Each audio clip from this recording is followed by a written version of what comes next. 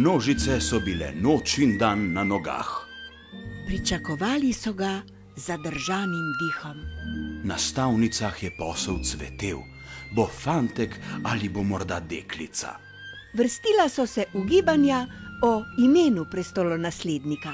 Lahko bi bil Edi, Lahko Matija Mitja morda, ali pa Jokl lahko bi bila tudi Vida. ali pa Lidija, če že ne Pepca.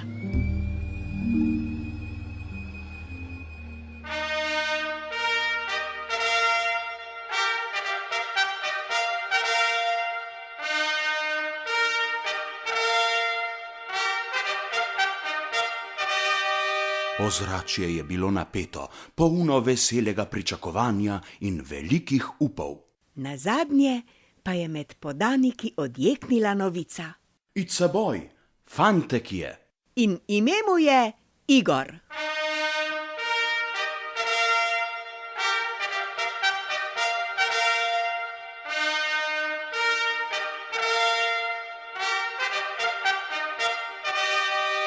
Zdaj vemo, potem ko je moral Zoran prvi abdicirati, da je odstopil mesto Alenki prvi, ki bo lepega dne morala tudi oditi, je Murgelska dinastija Slovencem podarila Igorja kot novo ime v vrsti pretendentov za oblast.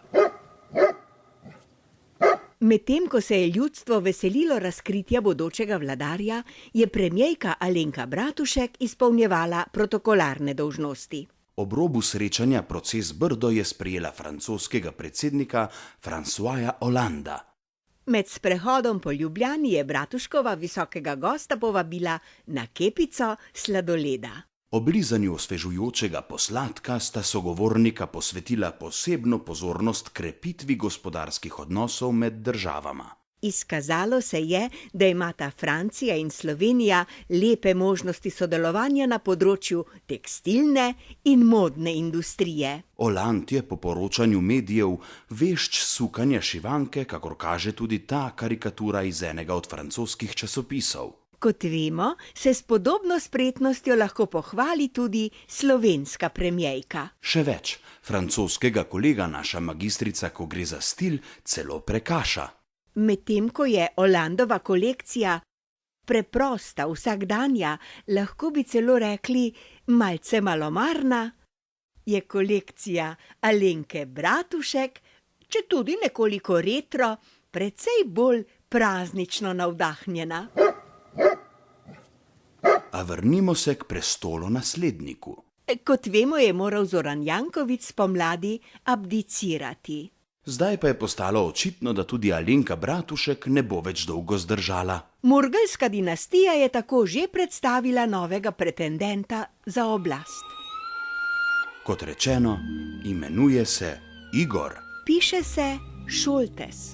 Ob političnem rojstvu je imel 49 let in družbeno-politično neoporečno družinsko zaledje. Je vnuk Edvarda Kardelja. Stric Milan iz ozadja ga občasno povabi na tortico v zvezdo. Ustanavlja pa stranko, o kateri zagotavlja, da bo popolnoma neideološka. O tem, kako mu svizec zavija čokolado, pa sploh ni vredno izgubljati besed.